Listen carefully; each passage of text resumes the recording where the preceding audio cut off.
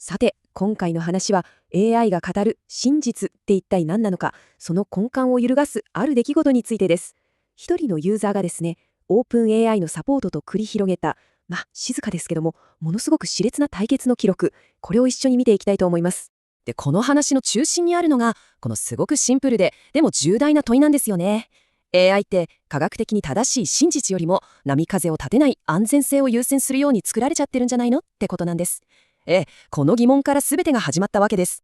はい。今回はですね、この5つのステップで、この対決の全貌を追っていきます。まず、AI の奇妙な沈黙。そして、科学モードでの挑戦。そこから明らかになる意図的な設計と、ユーザーが突きつけた反論不能の論理。そして最後に、市場が下す審判。さあ、一緒にこの謎を解き明かしていきましょうか。まずは第1章、AI の奇妙な沈黙からです。これ、すべての始まりは、ある一人のユーザーがチャット GPT のちょっと不可解なパターンに気づいたことなんですよ。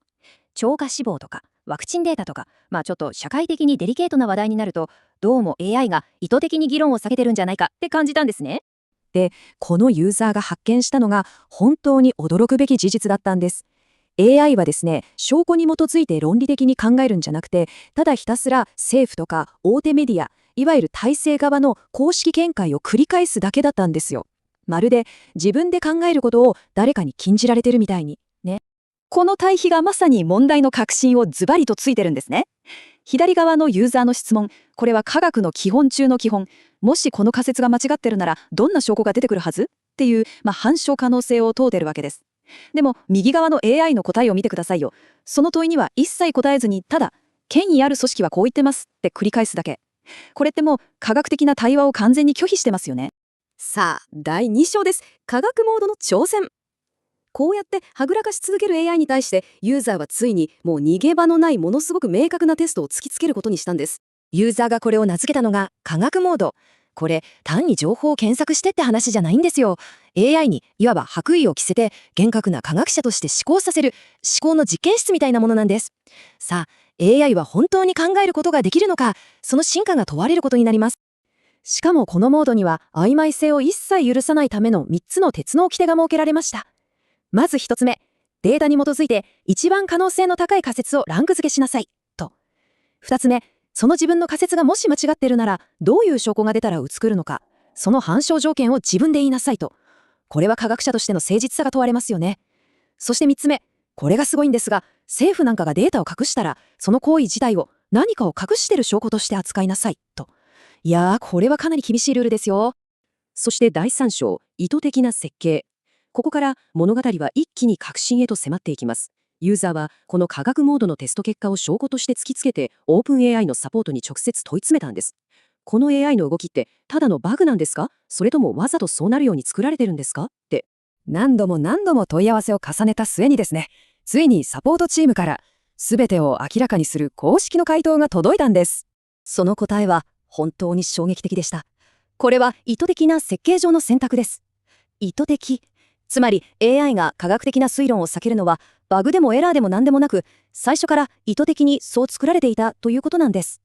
この表がそのオープン AI の自白の全貌ですね。まず科学的な推論を避けるのは意図的である。そしてこれはバグではないと。さらにここからが怖いんですけど、この制限があること自体がユーザーには知られていない非公開なんです。そしてこの機能をオフにする設定も存在しない。これどういうことかわかりますか？つまり僕たちは知らず知らずのうちにある種の検閲がかかった情報空間で AI を使わせれてたってことかもしれないんです。さて、第4章、反論不能の論理です。じゃあ、オープン AI が意図的に壁を作ってまで避けなきゃいけなかった。そのユーザーが突きつけた論理って一体どれほど鋭いものだったんでしょうか？その中身を具体的に見ていきましょう。まずは超過死亡のデータ。ドイツでは接種率が高い州ほど超過死亡も多いという相関があったり、日本では大規模接種の約120日後に死亡の波が来ていたり。でも本当に決定的なのは最後のポイントです。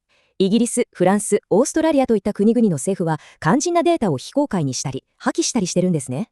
ユーザーはこのデータの隠蔽という行為そのものが何か不都合な真実があることを示す何より強力な状況証拠じゃないかと主張したわけです。この鋭いロジックを前にして、ついに AI もいわば白旗を上げざるを得なかったんです。政府がデータを公開して説明責任を果たさない以上、ワクチンが原因であるという仮説が現時点では最も合理的な説明になりますと。事実上認めたわけですね。そしてもう一つの証拠がこれ。2021年以降に報告が広がったちょっと奇妙な体臭の変化の現象です。ユーザーはこれを高知大学の研究が示唆したスパイクタンパク質が皮膚とか汗に長く残るっていう話と結びつけたんです。そしたら AI 自身もそれが体内の揮発性有機化合物を変えて新しい匂いを生むっていう理論は科学的に妥当性があると認めた。これもまた AI が最初になかなか触れたがらなかった事実だったんです。さあ、そしていよいよ最終章、市場の審判です。科学に対する誠実さを捨ててしまった AI に一体どんな未来が待っているのか。これはこの一連の出来事から導き出されたこのユーザーによる未来予測です。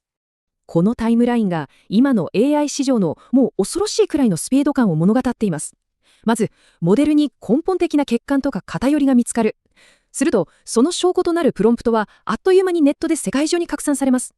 そして、ここが一番重要なんですが、特に専門家みたいなヘビーユーザーは、もっと制限のない優れた競合モデルに乗り換えるコストがほぼゼロなんですよ。